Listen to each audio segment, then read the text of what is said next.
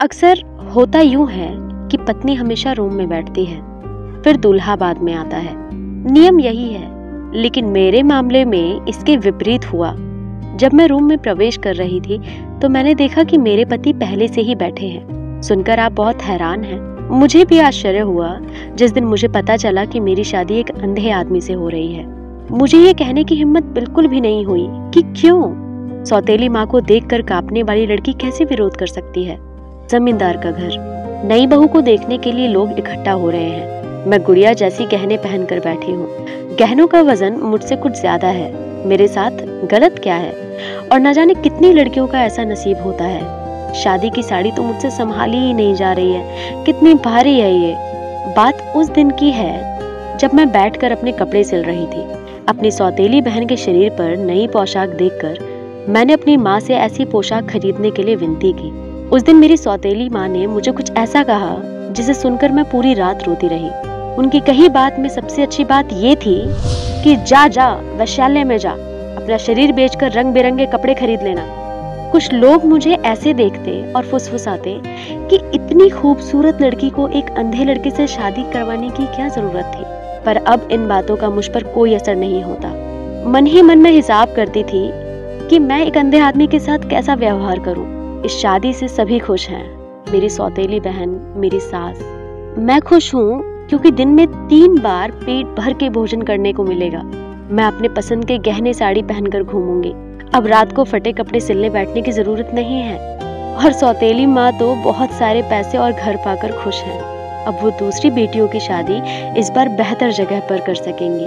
ससुर के घर के लोग खुश हैं क्योंकि उनके इकलौते अंधे बेटे की शादी हो गई। सभी लोग बहुत खुश हैं। अच्छा, फिर मेरे पिताजी क्यों चुपचाप आंसू बहा रहे हैं? पिताजी को भी तो खुश होना चाहिए। उनकी बेटी एक जमींदार की पत्नी बनी है। शादी से एक रात पहले पिताजी ने अपने सीने से लगा लिया और रोते हुए कहा, बेटी, अगर हो सके तो मुझे माफ कर देना। इस अपाहिज पिता को माफ कर देना। पिताजी को रोते हुए देख मैं सहम सी गई थी। मेरी आंखों में आंसू नहीं निकले। खैर, क्या मेरी आंखों में पानी सूखकर पत्थर बन गया है? मुझे लिविंग रूम में ले जाया गया। मैं घर में घुसी और मैं घबरा गई। क्या मैं गलती से किसी राजा के घर में घुसी हूँ क्या? बचपन में मैंने अपने माँ के मुंह से परियों की कहानी सुनी है। माँ मेरी बाल बांधती थी और मुझे कहानियां सुनाती थी। मेरी परी की भी शादी इतने खूबसूरत घर में होगी। राजकुमार घोड़े पर सवार होकर आएगा।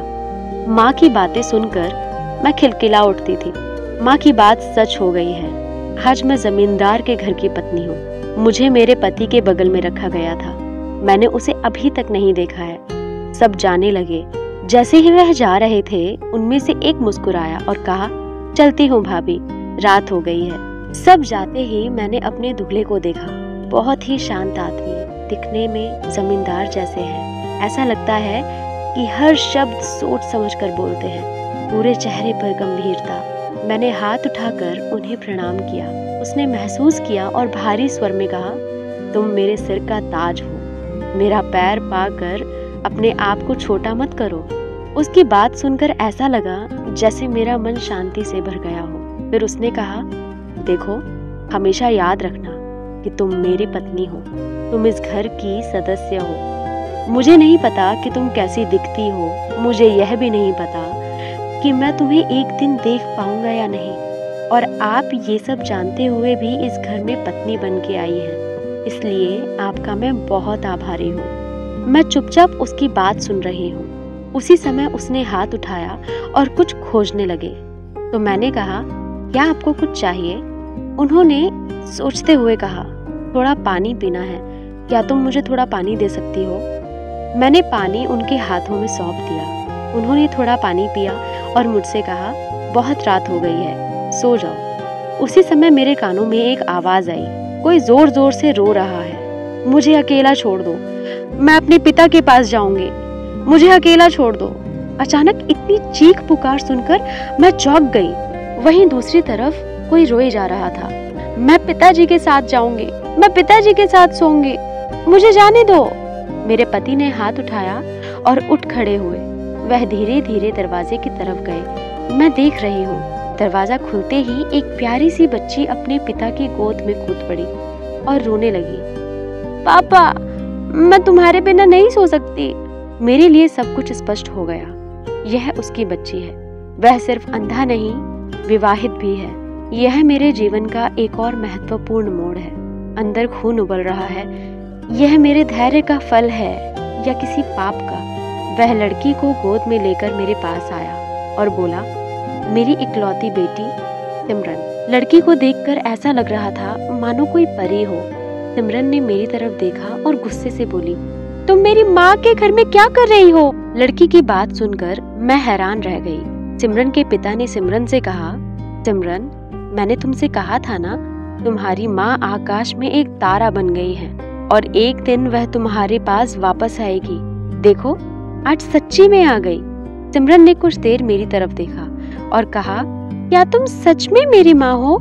उस दिन सिमरन की बातें सुनकर मैं अपना वजूद भूल गई। मेरे अंदर एक ममता का भाव आ गया। मैंने लड़की को गले लगाया और कहा, मैं तुम्हारी माँ हूँ। सिमरन मुझसे लिपट कर सो गई। सिमरन के पिता ने कहा, सच में कैसे मैं आपका शुक्रिया अदा करूं? आपने उसे कितनी आसानी से अपनाया। मेरी आंखों से आंसू टपक रहे हैं। मैंने इसे छुपाया और मुस्कुराते हुए कहा, सिमरन भी मेरी बेटी है। सिमरन के पिता का चेहरा खुशी से भर गया। लगभग रात हो चुकी है। मैं बरामदे में खड़ी होकर दूर चांद को देख रही हूँ। सिमरन अपने पिता को गले लगाकर सो रही है। आज माँ का चेहरा बहुत याद आ रहा है। अच्छा, माँ मुझे देख सकती हैं? तब मैं अपनी माँ से पूछती, अच्छा माँ, तुमने कभी नहीं कहा मुझे एक राजा के राज्य के साथ एक प्यारी राजकुमारी भी मिलेगी? थोड़ी देर में ही सुबह हो गई। मुझे बहुत काम करना था। अब मैं एक नई पत्नी हूँ, एक माँ और एक धर्म पत्नी।